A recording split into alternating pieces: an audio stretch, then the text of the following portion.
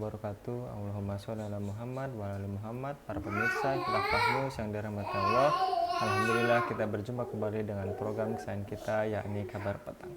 Kita akan membahas tema-tema terkini dengan narasumber yang terpercaya, tentunya dari sudut pandang Islam. Inilah Kabar Petang selengkapnya.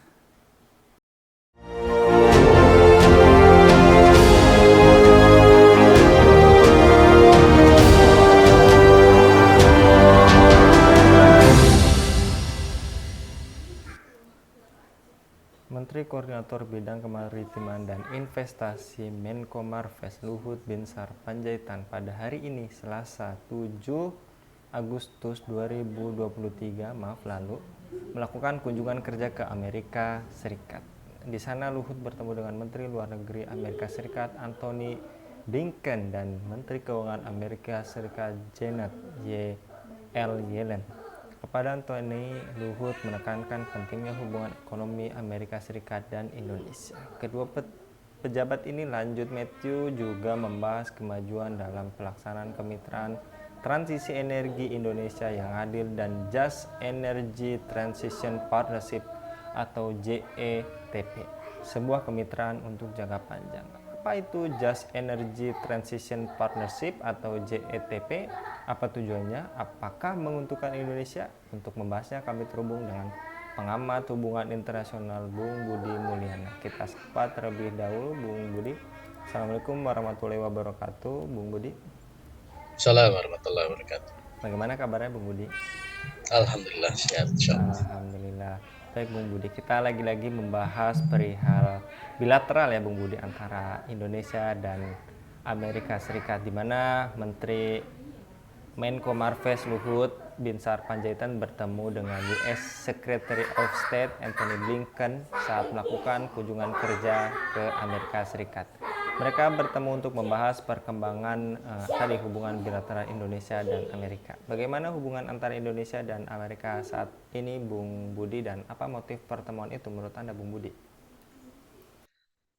Ya, Indonesia dan Amerika sudah berhubungan cukup lama ya, hampir 75 tahun. Sejak tahun 1949, Amerika secara resmi membuka hubungan diplomatik dengan Indonesia ya, pasca pengakuan kedaulatan Indonesia oleh Belanda ya, 27 Desember tahun 49. Walaupun memang hubungan Indonesia dan Amerika ini kan dinamis ya, ada saatnya sangat erat, terutama pasca Orde Baru sampai sekarang. Adapun dulu pada masa awal-awal memang relatif ada relasi yang pasang surut seperti itu. Beberapa case sempat terjadi antara Indonesia dengan Amerika Serikat. Tentu dengan relasi yang sudah cukup lama ini, kita bisa memetakan bagaimana positioning Amerika di mata Indonesia dan juga sebaliknya. Bagaimana Amerika memandang Indonesia dalam kepentingan politik luar negeri Amerika. Makanya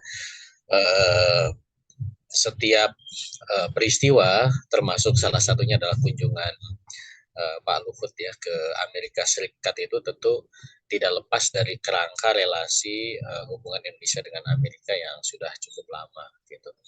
Dan intinya adalah bahwa Indonesia ini sekutu kuat Amerika Serikat.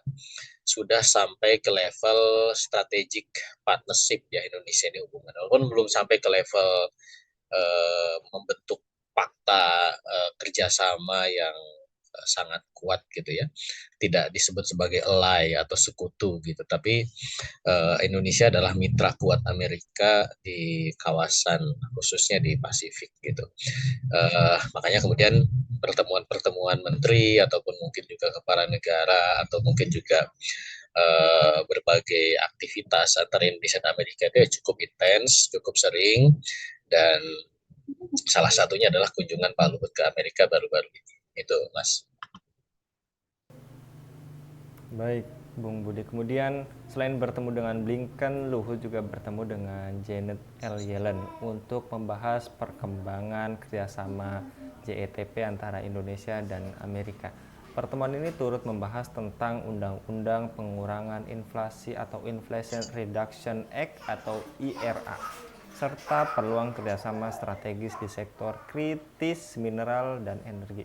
Apa tujuan kerjasama tersebut menurut Anda, Bung Budi? Apakah menguntungkan Indonesia? Ya,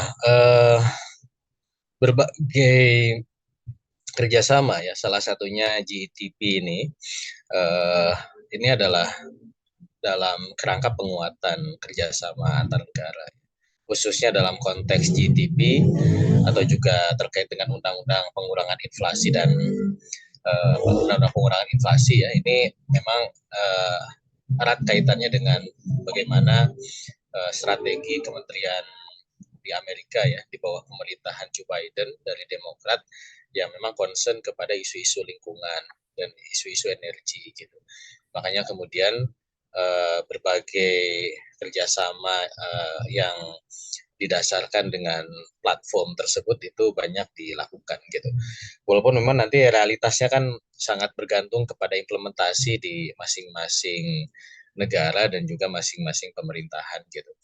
Karena walaupun tadi kerangkanya adalah kerangka lingkungan atau kerangka energi gitu ya, tetap itu tidak terlepas dari bagaimana kemudian kepentingan Amerika Serikat bisa masuk dalam di Indonesia gitu.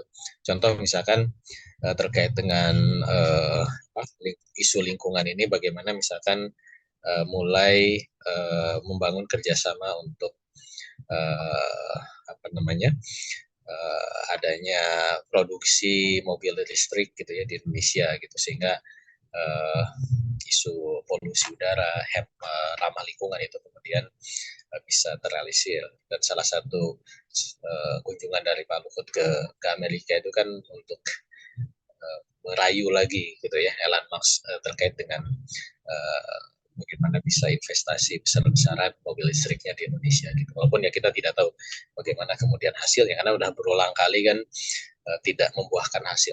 Kenapa itu terjadi? Karena uh, ya masing-masing punya kepentingan ya. Indonesia punya keinginan bisa mendapatkan keuntungan dengan adanya kerjasama dengan Amerika, dan Amerika juga tentu tidak tidak tidak membiarkan ya keuntungan itu sepihak saja gitu. Harus ada keuntungan ya, setidaknya balance ya, sama-sama diuntungkan gitu. Nah itu yang memang terjadi gitu, karena bagaimanapun tidak ada istilahnya, tidak ada makan siang gratis ya. Semua itu ada take and give-nya, ada sesuatu yang diberikan, tentu harus ada yang bisa diambil. Dan Amerika sebagai negara superpower ya, negara hegemonik, tentu ada kepentingan-kepentingan yang lebih besar tinimbang hanya sekedar kerjasama-kerjasama yang levelnya sangat parsial seperti urusan energi atau urusan lingkungan itu, Mas. Baik, kemudian apakah dalam konteks keamanan regional, AS ingin memastikan kerjasama yang lebih erat dengan Indonesia, khususnya terkait isu dengan Cina dan keamanan di Selat Laut Cina Selatan, Bung Budi? Ya, Indonesia berusaha memainkan peran kesetimbangan ya, antara Amerika dan China gitu. Dengan slogan politik bebas aktif ya, tidak mau kelihatan terlalu condong ke salah satu pihak gitu ya. Walaupun secara faktual memang kita bisa membaca bahwa kedekatan Indonesia dengan Amerika itu lebih kuat tinimbang kedekatan Indonesia dengan China gitu. Walaupun memang seolah-olah ya pemerintahan Jokowi belakangan ini seolah-olah gitu ya merapat ke China. Walaupun kalau saya memandang secara akumulatif sebenarnya relasi Indonesia Amerika itu lebih kuat tinimbang relasi Indonesia dengan China. Karena relasi dengan Amerika itu sudah multi aspek ya, sudah hampir ke seluruh level lini kehidupan gitu ya. Tinimbang dengan Cina mungkin hanya dalam konteks beberapa hal saja ya, terutama di sektor infrastruktur ya, perdagangan gitu.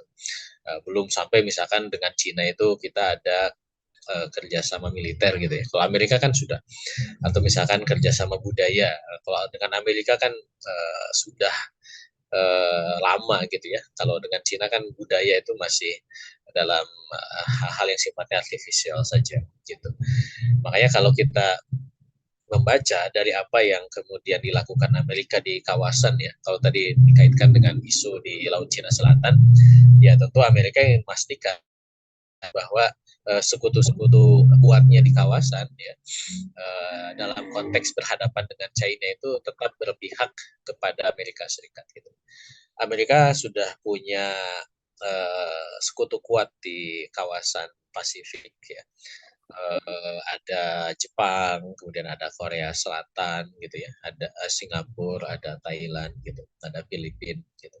Ya Indonesia kan tidak secara declare ya menyatakan sekutunya, tapi secara kepentingan Indonesia masih bisa diamankan untuk bisa menjaga kepentingan-kepentingan Amerika Serikat di kawasan itu.